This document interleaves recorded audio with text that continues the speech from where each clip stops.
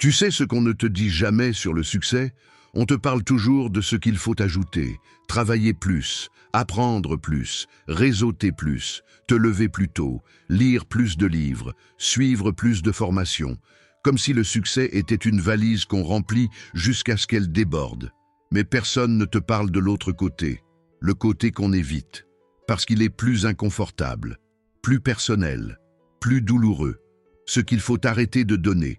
Et je ne parle pas d'argent, je ne parle pas de ressources matérielles, je parle de toi, de ton temps, de ton énergie, de ta paix, de tes rêves, de ces choses invisibles que tu distribues chaque jour sans même t'en rendre compte, à des gens qui ne les méritent pas toujours, dans des situations qui te drainent sans te construire, par peur de décevoir, par habitude, par éducation. Tu as grandi dans un monde qui t'a appris que donner, c'est une vertu, que refuser, c'est de l'égoïsme, que mettre des limites, c'est être froid. Et aujourd'hui, tu te retrouves épuisé, pas parce que tu ne travailles pas assez, mais parce que tu donnes trop, aux mauvaises personnes, au mauvais moment, pour les mauvaises raisons.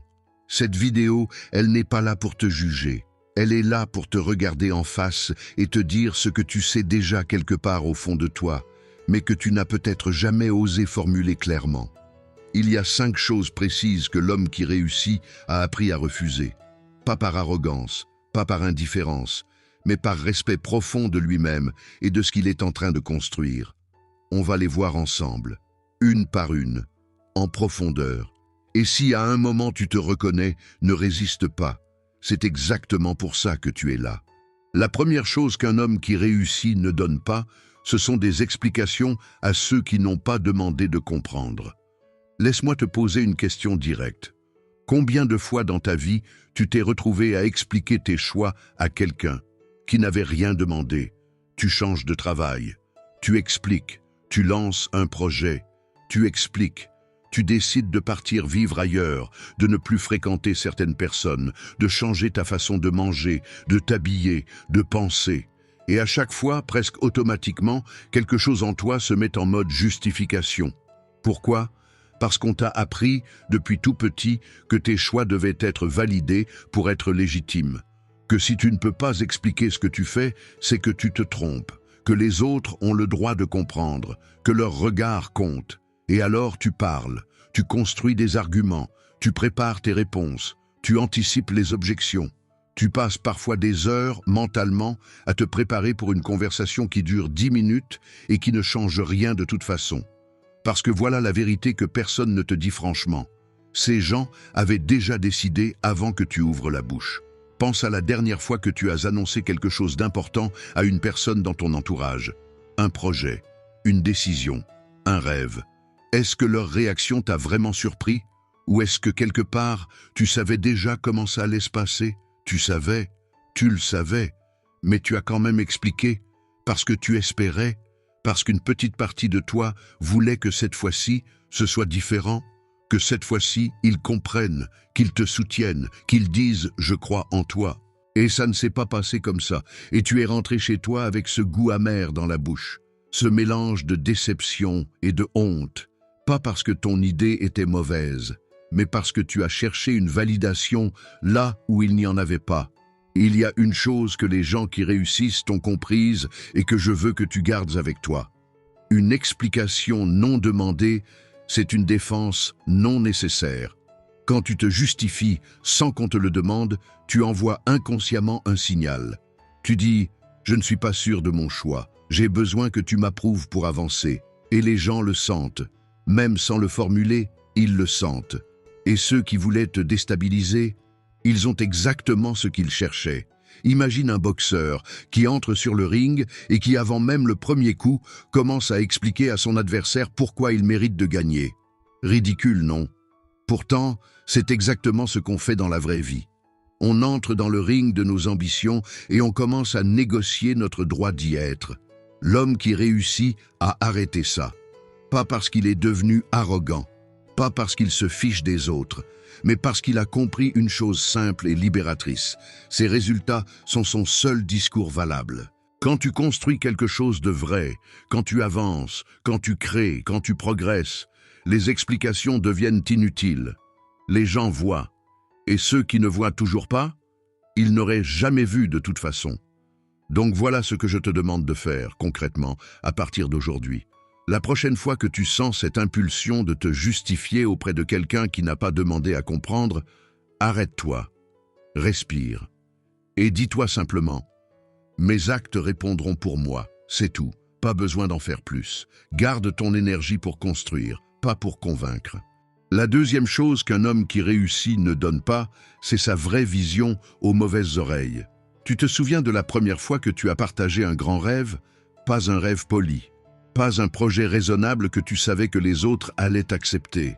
Un vrai rêve, celui qui te faisait peur à toi-même parce qu'il était grand, peut-être même un peu fou. Et tu l'as dit, à quelqu'un en qui tu avais confiance, un ami, un membre de ta famille, quelqu'un que tu aimais. Et la réaction? Elle n'était peut-être pas méchante, peut-être même qu'il souriait, mais dans ce sourire, il y avait quelque chose, une hésitation, un oui mais, un c'est bien mais, un tu as pensé à, suivi d'une liste de toutes les raisons pour lesquelles c'était risqué, irréaliste, difficile, ça ne marchera pas. Et tu as senti quelque chose se contracter en toi, comme si on avait pris ta flamme et soufflé dessus, pas pour l'éteindre complètement, juste assez pour qu'elle vacille, et peut-être que tu as continué, peut-être que tu as gardé ce rêve, mais quelque chose avait changé. Il y avait maintenant une petite voix dans ta tête, une voix qui n'était pas la tienne, qui disait « Et s'ils avaient raison, je veux te dire quelque chose sur ces personnes, quelque chose qui va peut-être changer la façon dont tu les vois. Ils n'étaient pas méchants, ils étaient limités.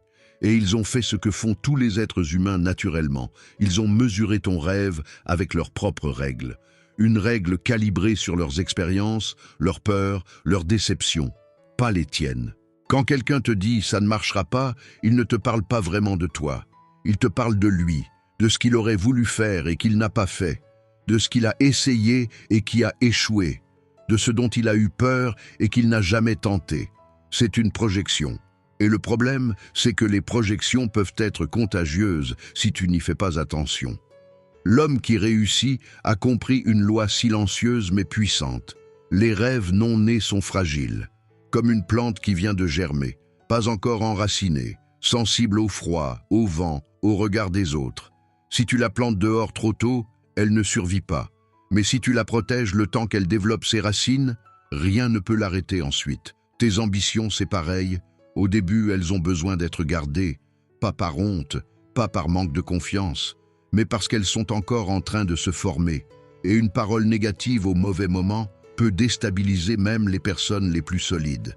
Il y a une différence énorme entre partager ta vision avec quelqu'un qui peut t'aider à la construire et la partager avec quelqu'un qui va juste l'évaluer depuis son canapé. L'un te nourrit, l'autre te draine. Alors comment tu sais à qui parler? Simple, demande-toi. Est-ce que cette personne a déjà construit quelque chose? Est-ce qu'elle a déjà pris des risques? Est-ce qu'elle comprend ce que ça coûte de vouloir quelque chose de grand?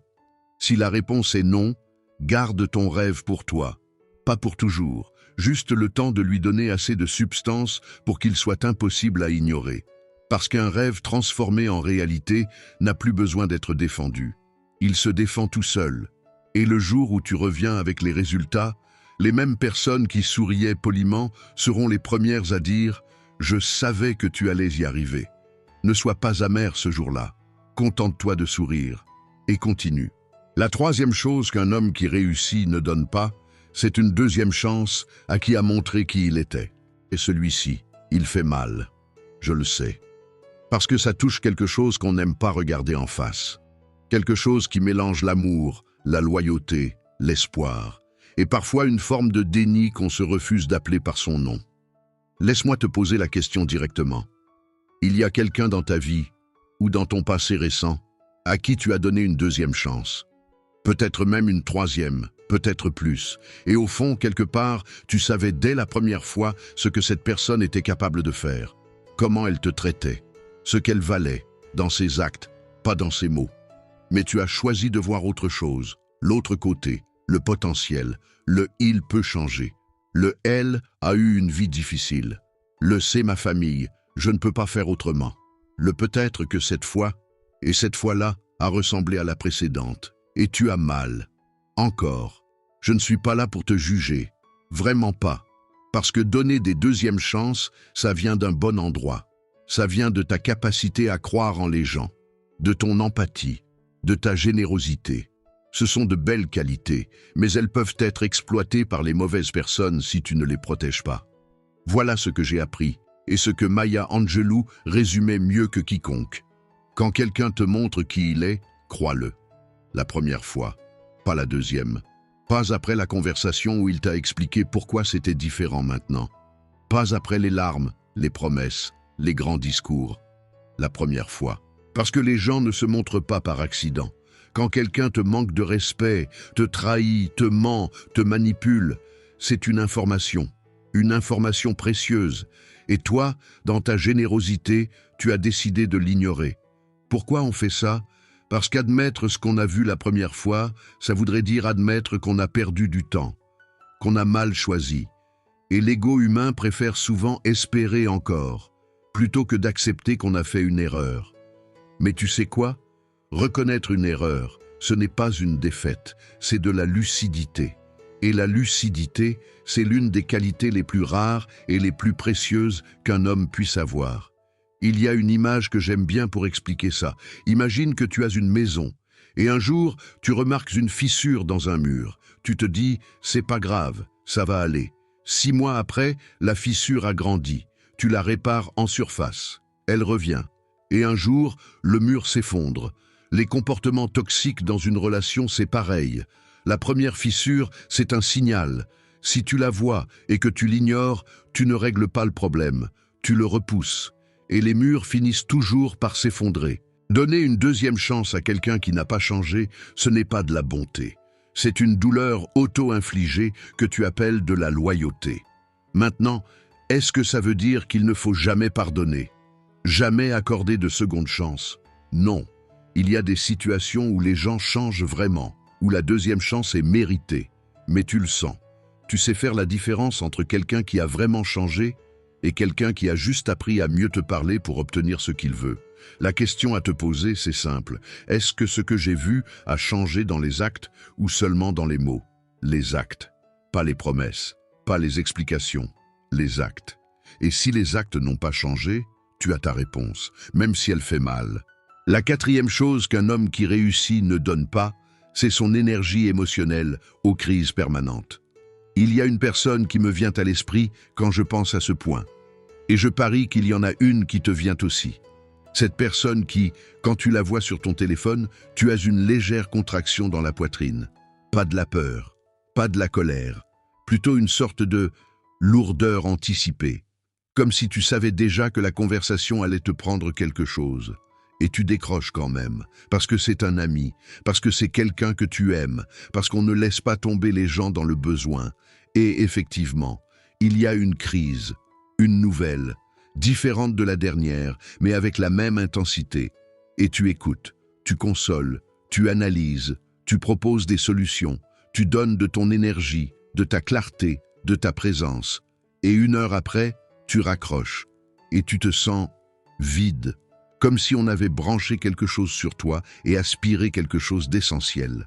Et le lendemain, ou la semaine d'après, le téléphone sonne à nouveau. Ce cycle, tu le connais. Voilà ce que je veux te dire sur ces personnes, et c'est peut-être la chose la plus importante de ce point entier. Certaines personnes ne veulent pas de solution. Elles veulent une audience. Observe, vraiment observe. La prochaine fois que tu proposes une solution concrète, une vraie, pratique, applicable, que se passe-t-il? Est-ce qu'ils l'appliquent ou est-ce qu'ils trouvent une raison pour laquelle ça ne marchera pas et reviennent la semaine d'après avec le même problème légèrement reformulé? Si tu reconnais ce pattern, tu as ton diagnostic. Ce n'est pas quelqu'un qui cherche à sortir de sa situation. C'est quelqu'un qui a trouvé, dans le drame, une façon de rester connecté aux autres, un moyen d'exister, une identité. Et consciemment ou non, il a besoin que tu joues le rôle du sauveteur pour que son rôle de victime soit complet. C'est un mécanisme humain. Je ne dis pas que ces gens sont mauvais. Je dis qu'ils sont pris dans un schéma. Et que si tu continues à alimenter ce schéma, tu ne les aides pas vraiment. Tu les maintiens dedans. Et pendant ce temps, toi, tu t'épuises. L'énergie émotionnelle, ce n'est pas une ressource infinie. Tu as un réservoir. Et ce réservoir, si tu le vides sur des crises qui ne sont pas les tiennes, tu n'auras plus rien pour tes propres batailles, pour tes propres moments difficiles, pour les gens qui, eux, ont besoin de toi de façon ponctuelle et réelle. Imagine un médecin urgentiste. Il traite des urgences toute la journée. Si quelqu'un vient aux urgences chaque semaine pour les mêmes symptômes sans jamais suivre le traitement prescrit, à un moment, le médecin doit dire « Je ne peux pas faire ma part à ta place ». Ce n'est pas de l'abandon, c'est de la responsabilité. Être présent pour quelqu'un ne veut pas dire être disponible pour tout le temps, sans condition. La vraie empathie, parfois, c'est de dire « Je t'aime ». Mais je ne peux pas continuer à tenir ce rôle pour toi. Ce rôle ne t'aide pas. C'est difficile à dire, je le sais, mais c'est plus honnête que de continuer à alimenter un cycle qui ne mène nulle part.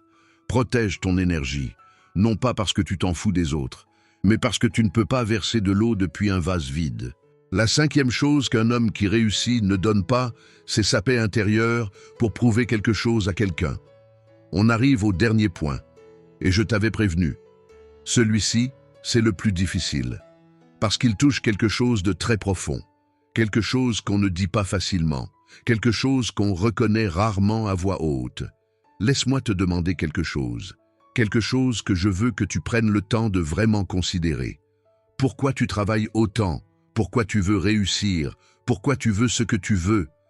La vraie réponse, pas celle que tu donnes aux autres, pas la belle réponse sur la liberté, la passion, la mission. La réponse d'en dessous. Est-ce qu'il y a quelque part dans ta motivation une voix qui dit « Je vais leur montrer » ? Un père qui ne croyait pas en toi, une mère qui comparait, un professeur qui t'a humilié devant la classe, un ex qui est parti en disant que tu n'irais nulle part, un patron qui t'a viré, un ami qui a douté. Est-ce que tu construis en partie pour leur montrer qu'ils avaient tort? Si oui, je veux que tu saches, tu n'es pas seul. La plupart des gens qui réussissent ont, à un moment ou un autre, été motivés par ça. La douleur peut être un carburant puissant, au début. Mais voilà le problème avec ce carburant-là. Il te lie à eux, même quand tu n'es plus dans leur vie, même quand des années ont passé, même quand tu as dépassé tout ce qu'ils pensaient que tu pourrais faire. Tu continues à construire ton histoire comme une réponse à leur histoire. Et quelque part, inconsciemment, ils dirigent encore ta vie. Pense à ça, tu es peut-être à l'autre bout du monde, tu as peut-être réalisé plus que tu n'aurais imaginé. Et pourtant, la nuit, ou dans certains moments de doute, c'est encore leur voix que tu entends, encore leur regard que tu cherches à transformer, encore leur validation, même symbolique, que tu veux. C'est épuisant, c'est une guerre qu'on ne gagne jamais vraiment parce que l'adversaire n'est plus là, il est dans ta tête. Et une guerre dans ta tête, ça consume ta paix. Chaque jour, il y a une image que j'aime utiliser pour ça. Imagine que tu portes un sac à dos depuis des années. Dans ce sac, il y a des pierres. Chaque pierre, c'est une personne à qui tu veux prouver quelque chose. Et tu cours avec ce sac, tu cours vite, tu accomplis des choses, mais tu cours toujours avec ce poids. Le jour où tu poses le sac, tu cours différemment. Plus léger, plus libre. Non plus pour battre quelqu'un, mais juste pour aller là où tu veux aller. L'homme qui réussit vraiment, pas juste en termes de résultats, mais en termes de plénitude, c'est celui qui a posé le sac. Pas parce qu'il a pardonné et oublié, pas parce qu'il n'a plus de blessures, mais parce qu'il a décidé que sa vie est trop précieuse pour être une réponse à quelqu'un d'autre. Il construit pour lui, pour sa propre vision, pour la personne qu'il veut devenir, pour les gens qu'il aime et qui l'aiment vraiment. Pour le matin où il se regarde dans le miroir et il se reconnaît. Et quand on lui demande pourquoi tu fais tout ça, il n'a pas besoin de nommer quelqu'un. Il sourit juste et il répond « Pour moi ». 2 mots.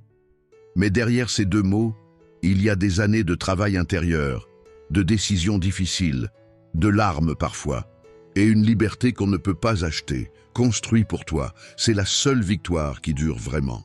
Merci d'avoir regardé. Abonnez-vous.